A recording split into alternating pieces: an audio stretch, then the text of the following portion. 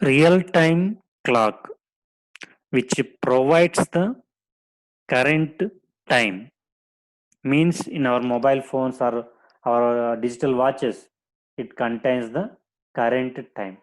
The time contains seconds, minutes, hours, and day means morning or afternoon, or date, today first date, second date, and day of the week, that is Sunday, Monday, Tuesday, month, either January, February, July, August, December, like that, and year. So the advantages of this real-time clocks are, so instead of we are checking the time continuously. Suppose we have a meeting at 3 o'clock. At that time, we need to check, instead of checking every time, we need to put alarm in the mobile phone or digital watch. So 3 o'clock, if you put alarm, at time happens, it ring the corresponding alarm. Without real-time clock, every time we need to check the time is 3 o'clock or not. So our brain needs to be checked. So in the terms of an embedded system, the processor needs to check the time every time. So we are wasting the CPU time, and we are wasting the whatever the power consumed by the CPU. So we are avoiding all these things by using the real time clock. So the benefits of the real time clocks are low power consumption, means we can avoid the CPU power consumption by avoiding the CPU repeatedly. So whatever the power consumed by the CPU for checking every time, that will be avoiding here. So the power consumption will be reducing by avoiding the checking of the time repeatedly. Second, liberates the main system for time critical tasks. So we are allocating CPU to the time critical applications. Instead of checking the time every time, the CPU is assigned for other applications, time critical applications.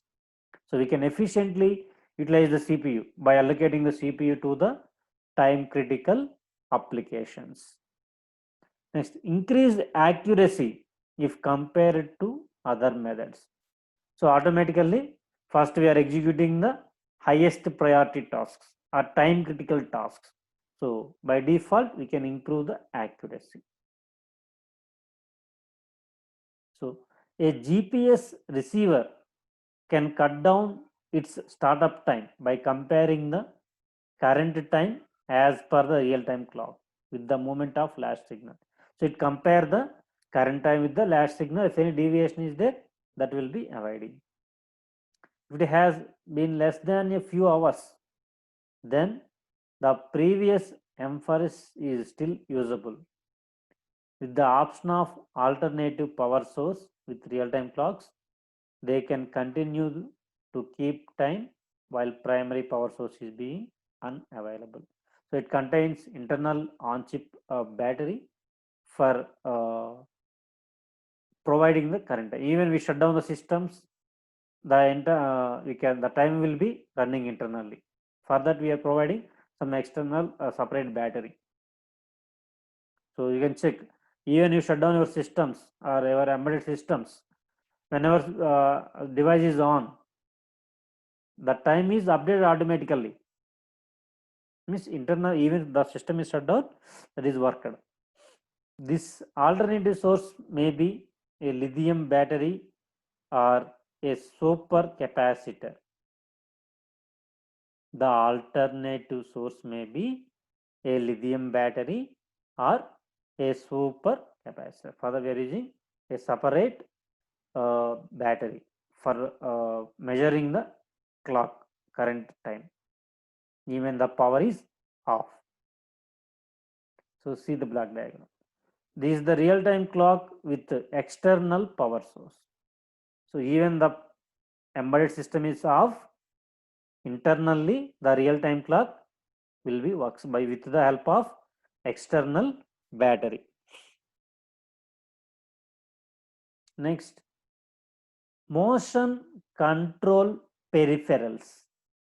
So we can find the position of the device, velocity of the device, or direction of the device or embedded system or automobiles, vehicles by using this motion control peripherals. We can find the position of the vehicle, or we can find the direction of the vehicle, or we can find the speed of the vehicle, and we can control the low latency shutdown by using this motion control peripherals, controlling the motion of the vehicles by using this pulse width modulator and quadrature encoder interface. The TM4C123 GH6PM microcontroller provides this motion control peripherals within the chip itself, on chip peripherals. So this microcontroller, this TM4C123GH6PM microcontroller contains 2 pulse width modulator modules. Each module provides 8 pins. Totally 2 modules provides 16 advanced pulse width modulating signals for motion and energy applications. This microcontroller contains the 2 pulse width modulator modules, which totally provides 16 PWM signals for motion and energy applications. So this pulse width modulator promotes the low latency shutdown. So instead of, because of delays, some damages may be occurred, that will be avoided by using this pulse width modulator. We can control the motion of the vehicle within seconds. We can avoid the latency. Latency means delay. So it contains 2 quadrature encoder inputs. So it contains 2 quadrature encoder inputs to find the position, direction, and speed of the vehicle. First, pulse width modulator. So if you look at this block diagram, this is the block diagram of pulse width modulator. This pulse width modulator contains 4 generators, 0, 1, 2, 3, control block, and control and status block here, interrupt block, output block. So this pulse width modulation generator block, which takes the inputs from pulse width modulator clock, it receives the input from one fault signal and system clock, and generates pulse width modulator A, B, and fault signal. This will again give into the PWM output control logic. It will be processed and finally generate the each generator generate 2 pulse width modulating signals. Pulse width modulator 0 signal, 1 signal. Like that, this microcontroller contains 2 PWM modules. Each module contains 4 generator blocks. Each generator generates 2 pulse width modulating signals. Totally, this microcontroller provides 16. So here 8, again second module contains 8 outputs. Totally 16 signals will be providing here for motion and energy control applications. If we go through in detail this generator block, so this generator block receiving the inputs from 2 comparating signals here, that is from pulse width modulator clock and direction of the signals. So this will be analyzing here. So it contains pulse width model generator A and B. This will be processing and finally generating the based on the difference of the signals, which will generate pulse width modulator A, pulse width modulator B. This again giving to the deadband generator. So it contains pulse width modulator, deadband, control signal. So pulse width modulator in deadband rising edge, and a pulse width modulator deadband falling edge. So in which side the signal will be occurred. So this will be processed by this deadband generator and generates the pulse width modulator A signal and B signal. And so it contains a timer which provides the direction of the signal by using the pulse width modulator load and count. And it provides comparating signals. Comparator A and B provides two comparating signals from the clock source. And it generates the interrupts whenever deviation will be occur. So pulse width modulator is a powerful technique for digitally encoding analog signal levels. It contains high resolution counters. In the previous generator block, we are seeing counters. High resolution counters are used to generate a square wave, and the duty cycle of the square wave is modulated to encode an analog signal. The applications are switching power supplies. We can change the one state to another state power supplies, and controlling the motor. Examples for pulse width modulator are switching power supplies and motor control. So it contains two pulse width modulators modules. Each module contains 4 generator blocks and a control block, and which generates totally 16 pulse width modulator outputs. So this control block determines the polarity of the pulse width modulator signals, then which are passing through the pins. Generator block generates the pulse width modulating signals and on fault signals. These are giving to the control block. This control block determines the polarity of the pulse width modulator signals, and these are passed to the pins. So suppose you are using 3 generator blocks. If you are using 3 generator blocks, these also generate the full 6 channels of gate controls required by a 3-phase inverter bridge. 3 generator blocks can also generate the full 6 channel of gate controls required by 3-phase inverter bridge. So this pulse width modulator can also be used for controlling the 3-phase inverter bridge. So the features of the pulse width modulator generator blocks are: it contains one fault condition handling inputs to quickly provide low latency shutdown, to provide the low latency shutdown and prevent damage to the motor being controlled. Suppose if any delay occurs, the motor may be damaged. At that time, we can't expect. So to control the, to provide the low latency, the small delay, to provide the low latency shutdown, we are using this one and avoid the damage of the motor. So it contains 16-bit counter. So internally, the 16-bit counter is operated in either down mode, means first initially gradually at a time it will increase to maximum and then it will down. The counter will be reduces with respect to time, or up or down count. So it will increase up and down.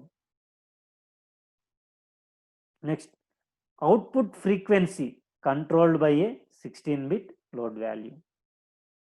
The load value updates can be synchronized. Produces output signal at 0 and load value. This is the counter regarding. This counter runs in down mode or up and down mode. The counter output frequency controlled by the 16-bit load value, whatever the value you are loading into the counter.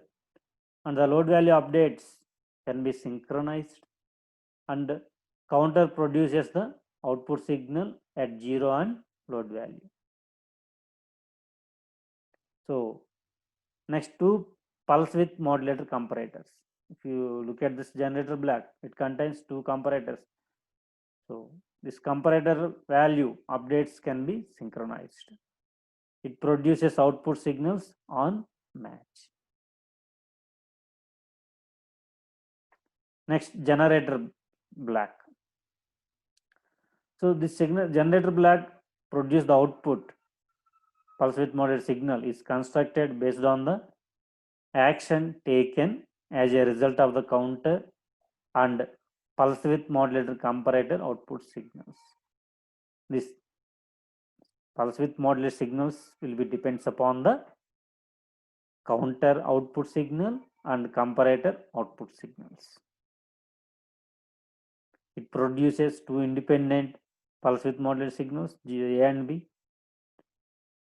Then deadband generator block diagram. This deadband generator produces two pulse width modulator signals with programmable deadband delays suitable for driving a H bridge. It can be bypassed, leaving input pulse width modulating signals unmodified. Pulse width modulator can initiate an ADC sample sequence, analog to digital converter sample sequence. The control block determines the polarity of the pulse width modulator signals, and these signals are passing to the pins. The output of the pulse width modulator generator blocks are managed by the output control block before passing to the device pins. We already seen the pulse width modulator generator block. So if you look at that one, the generator block generates the two pulse width modulating signals. Those are processed by the control block. Then those provides the those are giving to the pins of pins in the IC. So this control block has the following options: pulse width modulator output enable of each pulse width modulating signals, optional output inversion of each pulse width modulating signal, means polarity control. We can control the polarity of the signals. Optional fault handling for pulse width modulating each pulse width modulating signal. Synchronization of timers in the pulse width modulator generator blocks. Synchronization of timer or comparator updates across the pulse width modulating generator blocks. Extended pulse width modulation synchronization of timer or comparator updates across the generator blocks. So interrupt status summary of the pulse width modulator generator blocks. Extended pulse width modulator fault handling with multiple fault signals, programmable polarities and filtering. Pulse width modulating generators can be operated independently or synchronized with other generators. So this pulse width modulator has two clock sources. One is system clock, another one is pre-divided system clock. The clock source is selected by programming the US pulse width modulator divisor bit in the run mode clock configuration register at system control offset 60. Its value is 60. Next, the pulse width modulator division bit fields specify the divisor of the system clock that is used to create the pulse width modulator clock. Next, pulse width timer, pulse width modulator timer. The timer in each pulse width modulator generator runs in one of two modes, either countdown mode or count up or down mode. This timer will be operated in either down mode or up and down mode.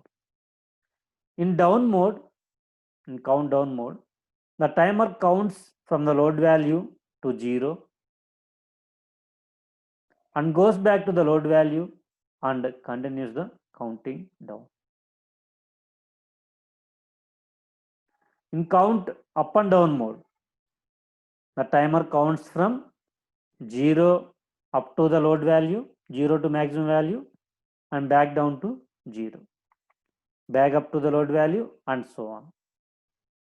Maximum 0 to maximum, 0 to load value, again load value to 0, again 0 to load value to 0. Like that, it will counter will be operated.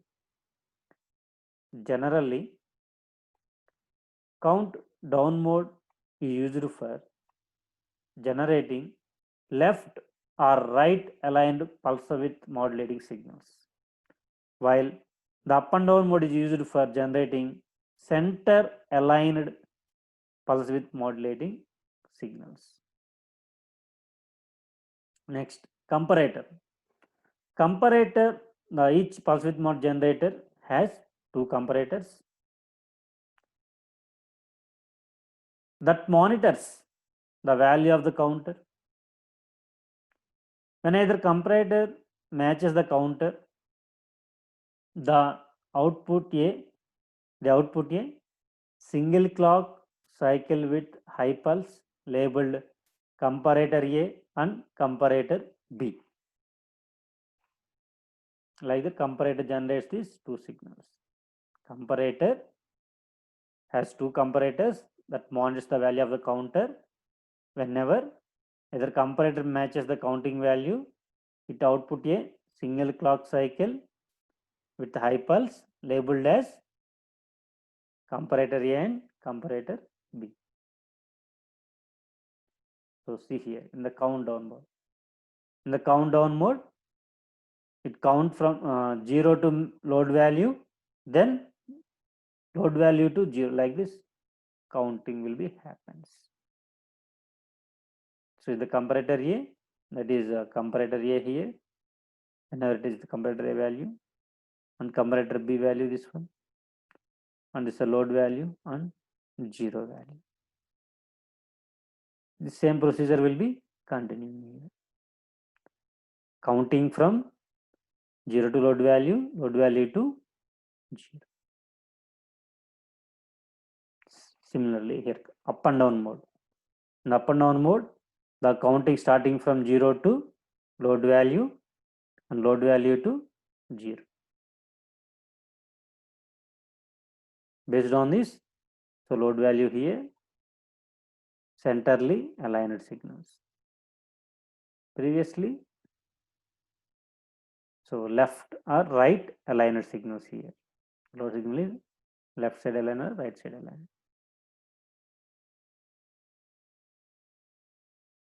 Comparator A up, comparator B up, comparator A down, comparator B down. Next, quadrature encoder interface. It is also encoder, encoding the signals.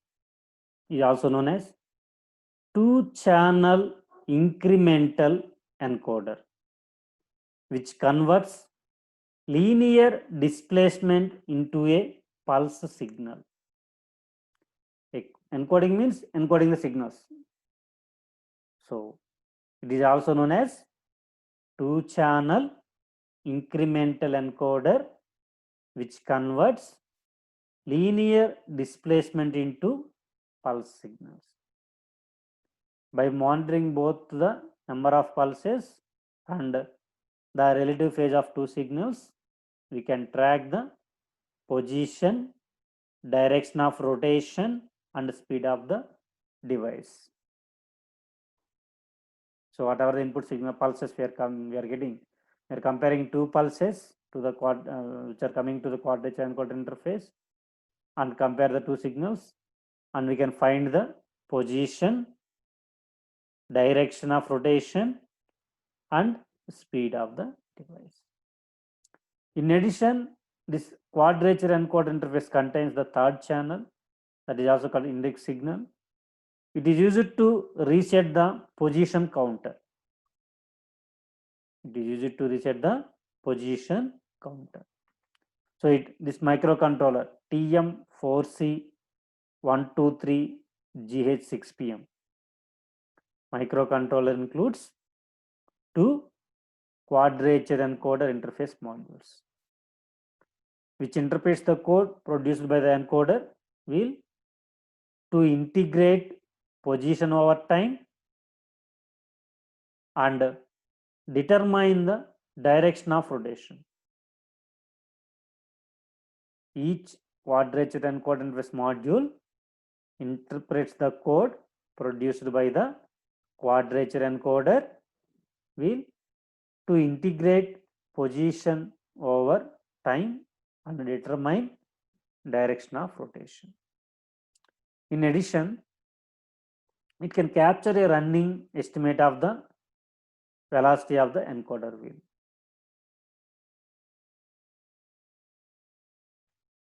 So it includes two QI modules providing control of two motors at the same time with the following features.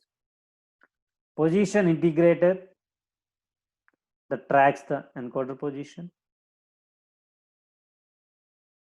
Programmable noise filter on the inputs. Velocity capture using built-in timer. And the input frequency of the QI inputs may be as high as 1/4 of the processor frequency. Example, the system processor frequency 50 MHz by 4 is the input frequency of the QI. So it will generate the interrupts on index pulse, when our timer expires, direction change, and quadrature error detection. Whenever these things happens, it will generate the interrupts. When our index pulse occurs, it will generate the interrupts. When our velocity timer expires, interrupt will be occurred. When our direction changes, interrupts will be occurred. When our quadrature error detection, interrupts will be occurred.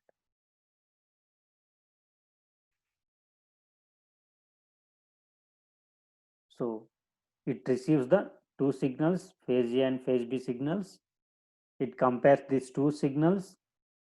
Based on this, by comparing these two signals, it will find the direction of the signal or device that is giving to the velocity position integrator. It also contains third signal, that is index signal, to reset the counter.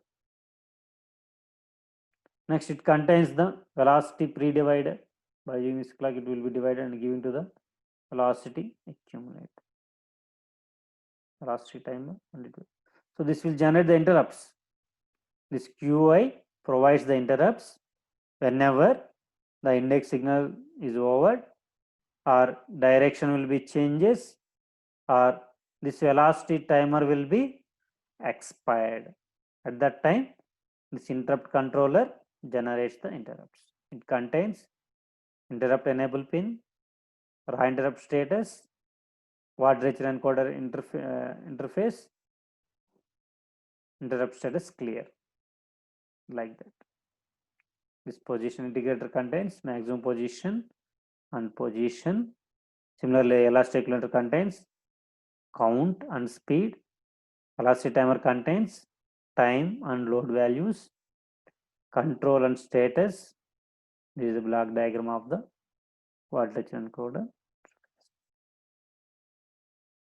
So it also known as two channel incremental encoder, converts linear displacement into pulse signals. By monitoring these two pulses, we can find position, direction, and speed. The third channel is used to reset the position count. So it includes two modules, QI modules. Each module code produce the encoding signals to integrate position over time and determine the direction of rotation. So we already discussed the module. Next, signal description. These QI signals have alternative functions. So if you look at the IC of the TM4723 GH6P microcontroller, it contains some 64 pins. In that 43 are GPIO pins. The GPIO pins are same used for alternative functions. So some of the pins are used for this QI function. So the QI signals are alternative functions for some of the GPIO signals, and default pins to be GPIO signals at reset. Some of the QI pins, some are alternative functions in the GPIO pins. So by using this GPIO alternative function select register, we can select the alternate functions in the GPIO pins. So the number in parenthesis is the encoding that must be programmed into the port mux control field in the GPIO control register to assign QI signal to the specified GPIO pin. By using this GPIO control register, we are assigning the value to the corresponding pin. By using control register, we are assigning the QI signal to the corresponding GPIO port pin. So next, we can initialize and configure the QI. First, enable the QUI, quadrature encoder interface clock signal, using the run mode clock gating control quadrature encoder interface register in the system control module. First, we can enable the QI clock signal for executing these operations. Next, enable the GPIO clock. Enable the clock to the appropriate GPIO module via run mode clock gate control GPIO register in the system control module. In GPIO module, enable the appropriate pins for their alternative functions using the corresponding register. Next, configure the port mux control N in the control register to assign the QI signal to the corresponding pins. Configure the quadrature encoder to capture edges on both signals and maintain an absolute position by resetting the index pulses. A 1000-line encoder with 4 edges per lines results in 4000 pulses per revolution. Therefore, we can set maximum position to 0 to 3999. This means F9F, as the count is 0 based. So first enable the QI clock to run the QI. Next, GPIO clock to run the GPIO pins. Next, by using alternative functions, we can select the corresponding operation QI functionalities. Next, by using GPIO control register, we can assign this QI signal to the corresponding pins. Next, configure the encoder this 4000 pulses from 0 to F9F. Next, write the quadrature encoder interface control register with the value of 18. Next, write the quadrature encoder interface maximum position register with the value of F9. That is the maximum position. Suppose we are assuming 1000 pulses for each child. So 4 edges, 4 into 1000 pulses, total 4000. 4000 means 0 to 3999. That value is in the hexadecimal.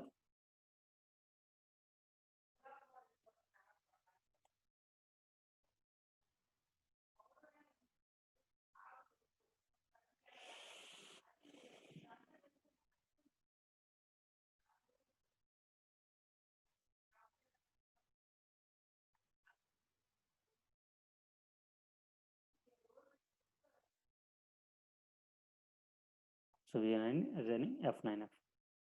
Enable the quadrature encoder by setting 0 bit in the control register. Note, once the QI module has been enabled by setting the enabling bit in the control register, it cannot be disabled. The only way to clear the enable bit is to reset the module using the quadrature encoder interface software reset register. Delay until the encoder position is required. Read the encoder position by reading the QI position register value. This is the quadrature encoder interface.